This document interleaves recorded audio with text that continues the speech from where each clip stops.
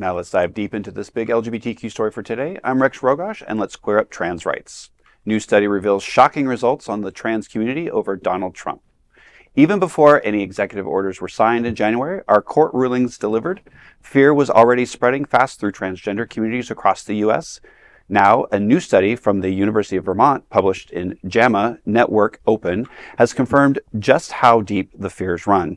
The study, titled Access to Gender-Affirming Care and Alternatives to that Care Among Transgender Adults, surveyed 489 transgender, non-binary, and intersex people. Every single respondent said they believed they could lose access to gender-affirming care under the changing political climate, especially under Donald Trump. The survey was conducted between the 2024 election and Inauguration Day in 2025. More than 1 in 5 participants, over 21%, said they would feel suicidal if they lost access to gender-affirming care. Author Teresa Graziano recalled one respondent who said, quote, "Killing myself is easier than living without my hormones and my gender-affirming care," end quote. Even more troubling, nearly a third said they would turn to black market hormones or try to make their own at home if medical options disappeared. While there's no federal ban yet on adult access to care, the Supreme Court's recent decision in Skrmetti upholding Tennessee's ban on care for minors has only increased fears that more states will follow suit. Advocates nationwide say the Vermont study mirrors broader realities. A spokesperson from Advocates for Trans Equality told The Advocate, quote, "Trump's policies have consequences. All of us are less healthy and less safe, and many trans people will die without transition-related care they need," end quote. Representative Becca Ballant, Vermont's first out lesbian member of Congress, said, quote, "The data mirrors what I am hearing directly from trans, non-binary, gender non-conforming folks, intersex people in Vermont and their families," end quote. She is shocked that the statistics show over 20% would consider taking their own lives, but said it isn't surprising given the political messaging over the past 2 years. Balint draws a powerful parallel between transgender health care access and reproductive freedom, saying, quote, "It's the same thing. You're talking about people having control over their own bodies," end quote. For many in the trans community, the message is clear. Their lives, health, and future are on the line. This story, I can't even put into words. It's heartbreaking. As many of you know, I founded a nonprofit for mental health and mental health advocacy.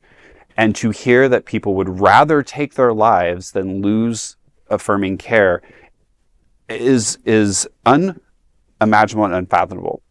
And the quote in there that we are talking about people having control over their own bodies is, I think, the crucial part there. You know, the government is stepping in and saying what you can and can't do to your body. So first it was reproductive rights, and now it's gender-affirming care. You know, what is next? And it's sad to me that as a community at large, just not the LGBT community, but as a community at large, as the United States of America, we are allowing this to happen. We are allowing our neighbors, our family members to be minimalized and marginalized and put in a position that they are actually thinking about taking their own lives because they can't live their authentic and true self.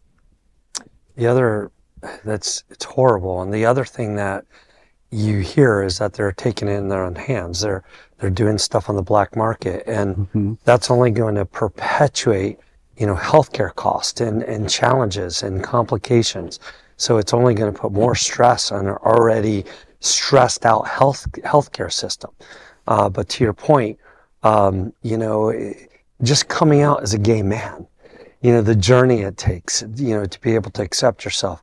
I couldn't imagine being a man who wants to be or needs to be a woman and not being able to become my true self, or to stop treatment in the middle of treatment. So it doesn't surprise me that 1 out of 5 people are considering taking their lives. And we need to really hear that. Yes, and it's very real. As someone who works, creatively outside my 9-to-5 job with people in the trans community, recently had an experience where someone had not used the healthcare system in probably 10 or 15 years, And luckily I knew some resources, but sometimes, there's old experiences, and that's what this person, she was haunted by. And I reassured her, I sent her some links, one of our advocates that we very much celebrate with some of our anchors here, Holy Cross, was that resource for her, but many years ago had a different experience. So it's very, very important. I also have to ask the question, with the government trying to infringe on, our freedoms, especially in the trans community, you look at people who are born intersex. How are they going to deal with that? There was a time in the 50s and 60s where people just made decisions for people, and it wasn't allowed to be that person's choice ultimately when they came of age. So there's a lot to discuss on that as well. I think there's always been marginalized communities that have not been able to access healthcare and who have taken it in their own hands to access on the streets these hormones, injections, things that maybe feminize their appearance, that have had detrimental effects to their health. They're in our community here in South Florida. We have some transgender elders that speak to the community. And they've talked a lot about their experience with some of these substances on the street that promised to do one thing and perhaps did another to their health. And, it's very scary. I think that gender-affirming care is going to stop for the people that absolutely need it as a lifeline? No, because they're going to access it through illegal channels. Or they're going to commit suicide. I think that the will to survive is very strong, and I think that people are going to access it how they're going to access it. Well, there's a black market for everything. There is. There are people who I know go out of our country for less expensive dental care, and it might be not necessarily what we're talking about, but because it's more accessible financially in these times, and but there's no regulation. Yeah, I think what's happening is an absolute shame that the party of small government is the party of small government when it comes to millionaires and billionaires. They want to completely take their hands off of a millionaire's bank account, but they want to completely put their hands on a woman's reproductive choices, on a person's right to choose how they want to express their gender, their sexuality. It's really scary times that we're living in. I would recommend that everybody check out, The Handmaid's Tale. It's really not that, it seems like it seems like a fabrication, but, I believe it was Margaret Atwood who wrote that. She said that nothing that she put in that book, I believe it was a series of books actually, she said nothing that she wrote was taken from her imagination. Everything that was written in there was based on something that came from from historical events that had happened previously.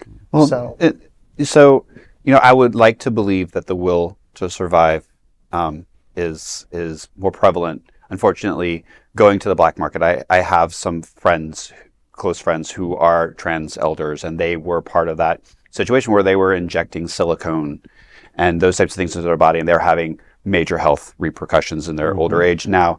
But unfortunately, as someone who is a suicide survivor and has attempted suicide and been hospitalized for it, sometimes despair and the fact that, especially our trans community feels so marginalized, and we've talked about, they're afraid to go to doctors because they don't know how they're going to be treated. Sure. They're afraid to go outside because they don't know how they're going to be treated. They're afraid of the cops, and they're afraid of government. So, when your back is up against the wall, sometimes, unfortunately, the black market isn't your answer.